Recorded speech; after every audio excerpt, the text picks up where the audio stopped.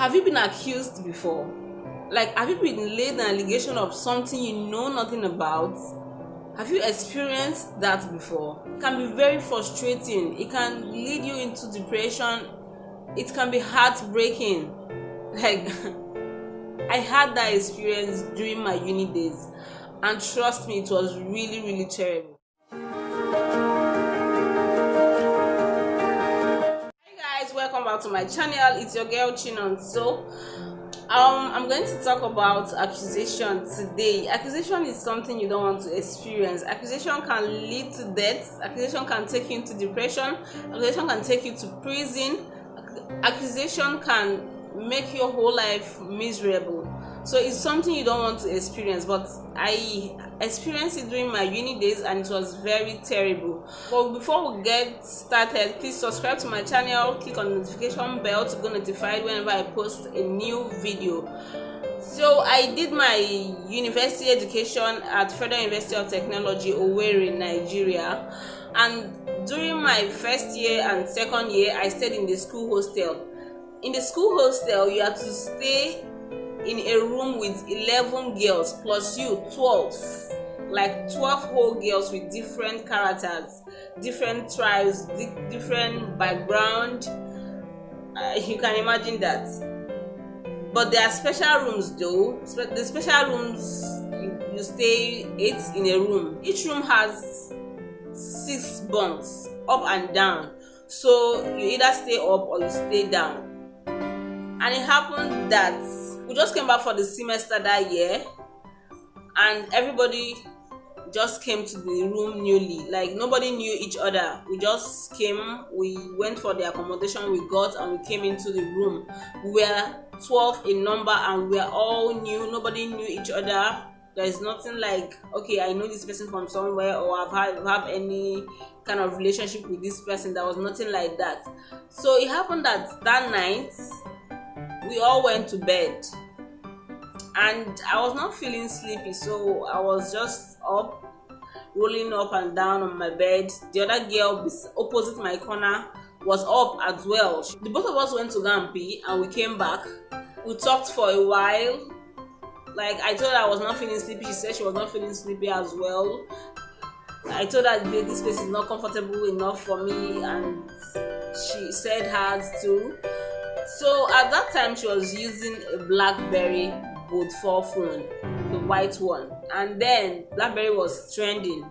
Yeah, as we were talking, she was pressing her phone at some point, and then finally we went to bed. I slept off and she slept off. Then the next morning she started looking for her phone. Like, we searched everywhere, we could not find the phone. So we went to report at the manowar. There's something we call manowar. They're like security guys that safeguard the hostel, and there are some rules and regulations guiding the hostel, like you don't fight, you don't steal, you don't quarrel, you don't cook in the room, and some other rules. So those guys, they are students as well. Those manowar guys are students as well, but they are there to make sure that students keep to the rules. Okay, we went to report to them, and they came and said everybody should come downstairs, because I was staying upstairs. Everybody should come downstairs to their will I call it, interrogation room. We went there and they started asking questions. Everybody explained.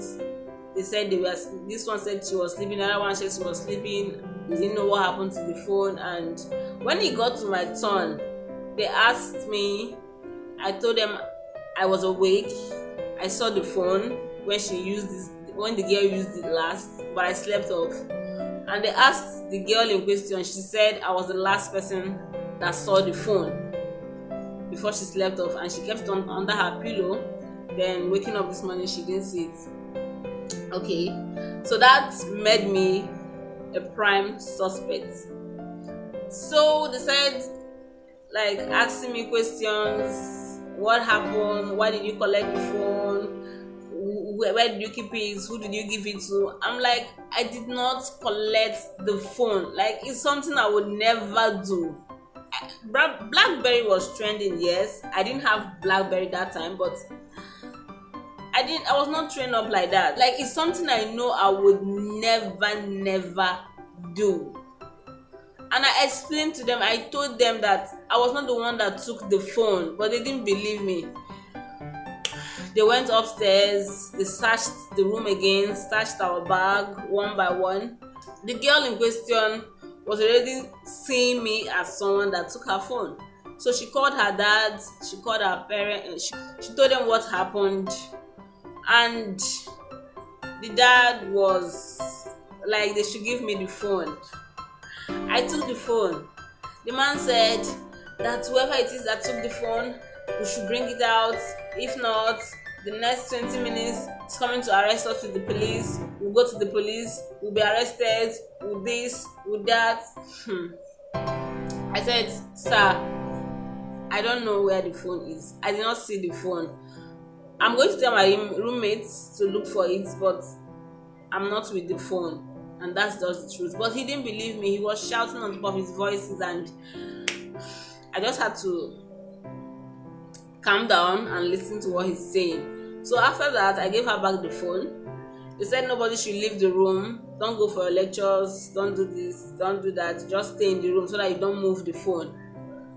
But I just needed to go out. But then I had to stay so that it will not be as if, okay, I'm taking the phone out or something. I stayed in the room till in the evening. So my friends came around.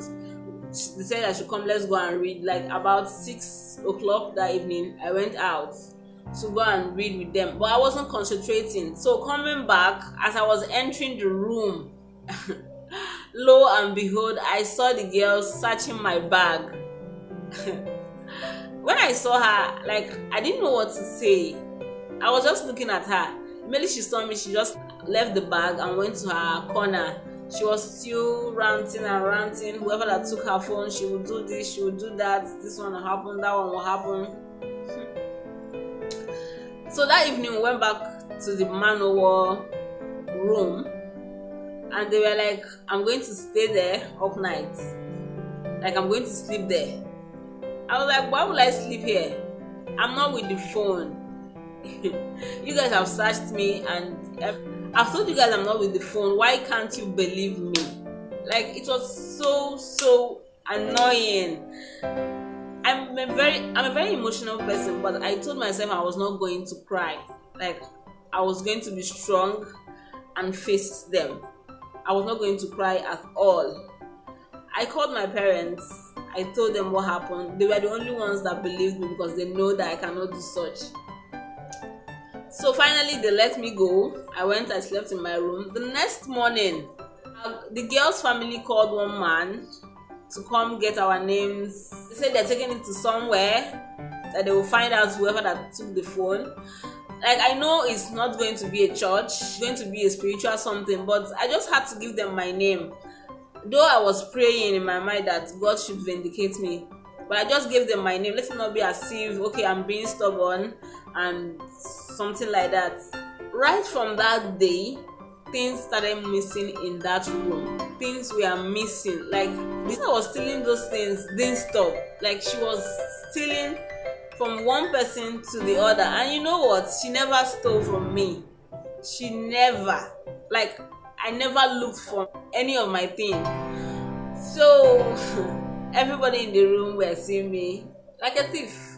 I was so angry. Like, I didn't know what to do. I just went to church that day because I'm a Catholic from birth, and I believe so much in miracle and in God. So I went to church that day. I went to the chapel. I knelt down. I cried. I called God. I said, God, you just have to vindicate me. You know I didn't take the phone. Just bring out whoever it is that took the phone. Let the person confess. Let the person come to acknowledge that, okay, I'm the one that took the phone. Let my name be vindicated. If not for anything else, let my name be vindicated. Because I was so frustrated. Okay. And it happened that each time I enter the room, everybody will keep quiet. Nobody's talking to me. Nobody wants to relate with me. Nobody, like you feel it that, okay, they've been talking about you before you entered. And when you enter, they will keep quiet. Nobody will talk again. Nobody wants to relate with you. Nobody wants to be friends with you. I didn't blame them though, because they don't know me. We just came into the room and everybody is new to the room. This particular person that was stealing the money even went ahead to steal from someone that I was sharing the wardrobe with. And that one really got to me. Like, how can you do that? She came and stole from the girl, and the girl was like, I'm looking for my money. I cannot find my money. Like, I was so frustrated. It was really frustrating.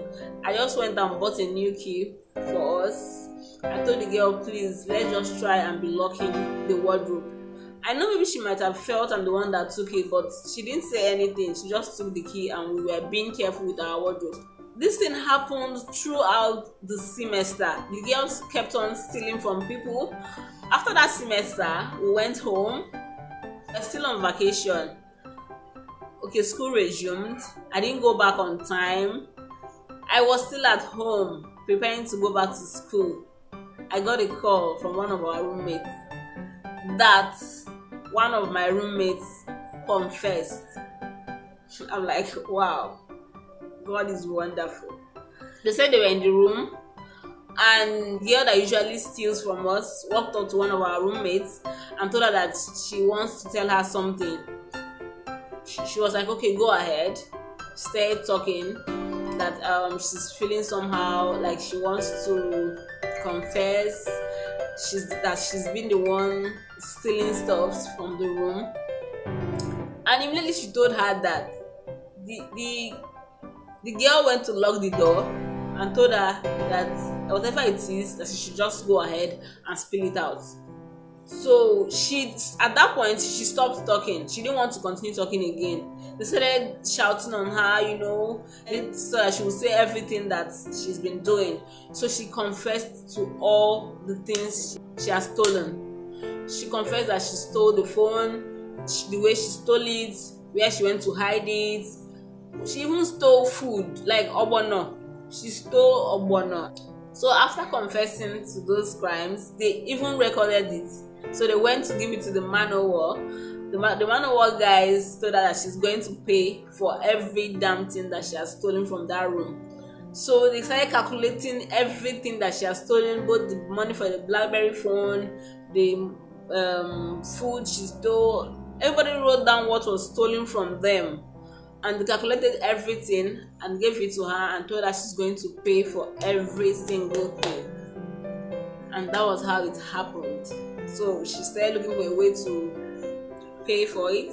I won't want to go down there. So that was how it happened. God vindicated me. God came through for me. Like, it was a miracle. Because if she had not confessed, who knows what would have happened?